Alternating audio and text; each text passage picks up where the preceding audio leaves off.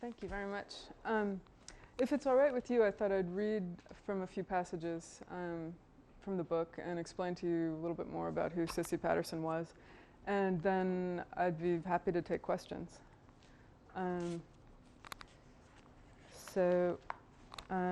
This is from the prologue, which will give you an overview of her, and it opens with the Medill family motto: "When your grandmother gets raped, put it on the front page," which was their editorial standard.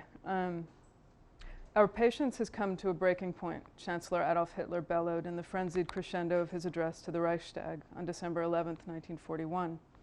A plan prepared by President Roosevelt has been revealed in the United States, the indignant Führer continued, according to which his intention was to attack Germany by 1943 with all of the resources at the disposal of the United States. With his declaration of war that afternoon, Hitler did not awaken the sleeping American giant. Rather, the Führer took the first fateful stab at retribution after discovering its stealthy pre-dawn preparations for battle.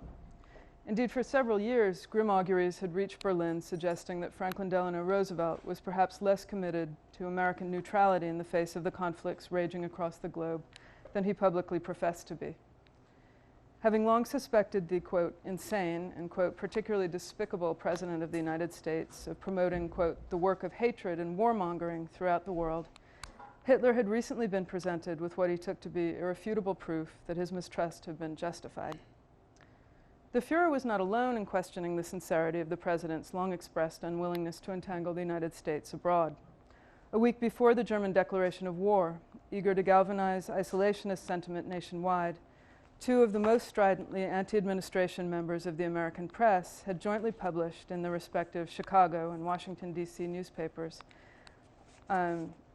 what appeared to be confirmation of their own fears that President Roosevelt was, as they put it, lying the United States into war with Germany.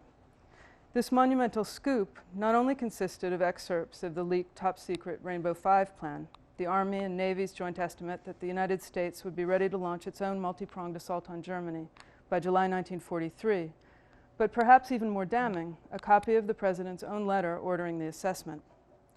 The German embassy wasted no time in cabling a copy of these astounding revelations to Berlin upon the story's publication in Washington on December 4th, 1941.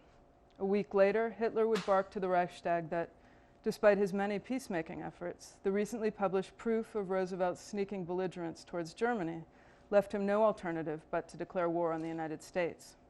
On December 14th, 1941, the German High Command would present the Führer with its radical strategic reassessments, based likewise on what it described as the Anglo-Saxon war plans, which became known through publication in the Washington Times-Herald. In November 1946, nearly half a decade after the Washington Times-Herald's Rainbow 5 revelations had been cabled to Berlin, Collier's weekly magazine would venture, "One day, the movies will doubtless get around to filming the fabulous life of Eleanor Medill Patterson." Earlier that fall, Eleanor Medill Patterson had been selected to fill the void left by the recent death of her brother, Joseph Medill Patterson, as chairman of the board of the New York Daily News. After launching the Daily News in 1919, Joe Patterson had made it not only the United States' first viable tabloid, but the newspaper with the largest daily circulation of any, tabloid or broadsheet, in the nation, and the largest Sunday circulation of any in the world. The choice of the late publisher's sister had not been an exclusively sentimental one. In her own right, Eleanor Medill Patterson was already owner and publisher of the most widely read daily in the nation's capital, the Washington Times-Herald, called by many, both inside and out of the profession, the damnedest newspaper ever to hit the streets. According to popular journalistic axiom, the Pattersons, like their first cousin, Colonel Robert Rutherford McCormick, had printer's ink blood. Their grandfather, the firebrand abolitionist Joseph Medill, had been editor-in-chief and eventual principal owner of the Chicago Tribune from the tense years immediately preceding the Civil War until his death in 1899. By the mid-1940s, under nearly 3 decades of Colonel McCormick's sanctimonious, anti-Roosevelt isolationist direction, the Tribune had grown into the most widely read newspaper in the Midwest and the most widely circulated full-size daily in the nation. Eleanor Medill Patterson, as both the youngest and the only girl of her generation among fractious boys, had been her grandfather's darling. As such, she had inherited a disproportionate share of Tribune Company stock and a considerable fortune. bypassing Eleanor Roosevelt, Bess Truman, Claire Booth Luce, Dorothy Schiff, Emily Post, and every other prominent American woman of the 1940s, Collier's Weekly contended that with her patrimony, her own attainments, and her latest accolade, quote, Cissy Patterson, nobody calls her Eleanor, is probably the most powerful woman in America. It added, and perhaps the most hated. So Cissy Patterson was, as I said, a daughter of Chicago, and she was born in 1881, and as a woman born in the late 19th century, she had no expectation of getting a job or of going into the family business at the Tribune. And so she did what young heiresses typically did at the turn of the 20th century, and she made one of the then fashionable so-called international matches, in her case with a very handsome but sort of dubious count called Józef Giżycki, who was an ethnic Pole who had grown up in Vienna and whose ancestral estates were in the Ukraine. And she had been warned by her family that he was, as one of her mother's friends put it, an infamous bad egg. And he turned out to be much worse. She went to live with him in his so-called castles in the Ukraine, which were in need of repair. And he had married an American heiress in hopes that she would provide the funds to do that and to allow him to buy a pack of hounds to create an English-style fox hunt at his place, among other things. Finally, her parents cut them off and refused to give them any more money. And that's when Count Giżycki became violent and started beating Cissy up. And she finally left him just shy of their 4th anniversary. And she took their 2.5-year-old daughter with her. But the Count followed eventually and, in effect, kidnapped the little girl and held her for ransom for 2 years until she was almost 4. And in the meantime, the Pattersons and their cousins, the McCormicks, were so well connected. Her uncle, Cissy's uncle, had been the American ambassador in St. Petersburg and in Vienna. And as a result, he had connections at the Russian court. And so the family was able to prevail upon President Taft, an old Republican friend, and the Tsar of Russia to put pressure on Count Giżycki to return the child eventually. Cissy came home with her daughter, and after going to a lot of trouble and enduring a lot of anxiety and spending a lot of money to get the little girl back, Cissy in effect ignored her.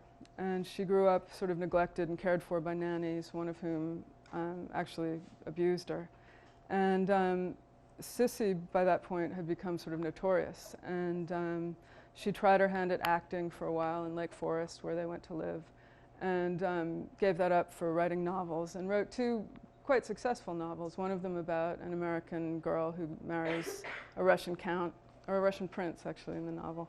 And but Cissy ended up giving up writing novels because she really wanted to be in the newspaper business. And so her family hadn't really given her much of a chance to do that. But in the meantime, her brother, Joe Patterson, who went on to found the New York Daily News, and her cousin, Bert McCormick, had come to the fore at the Chicago Tribune. And Cissy's, I don't imagine that I could tell Chicagoans anything they haven't heard about Colonel McCormick, but Joe Patterson may be a less familiar figure to you. He was, although he seemed to be the heir to a large newspaper fortune, he was at the turn of the century an avowed socialist and actually a member of the socialist executive, although he was still an avid polo player. And he had been sort of estranged from his family but came back into the Tribune fold. And when he and his cousin ran the Tribune, they made a lot of innovations that hadn't previously been seen in American journalistic history. So I'll read you a little bit about their collaboration. In the year 1909, I was accustomed to box at the Chicago Athletic Club and afterward take a plunge in the swimming tank, Bert McCormick recalled. One day, a friend told me there was a man in the hot room, evidently intoxicated, signing Tribune checks. This generous habitué of the club's sauna proved to be none other than the newspaper's treasurer, whom Rob Patterson, Cissy and Joe's father, one of the former editors of the Tribune, shortly replaced with his nephew Bertie. In February 1909, as Joseph Medill's old Republican Party organ began its lavish commemoration of the centenary of Lincoln's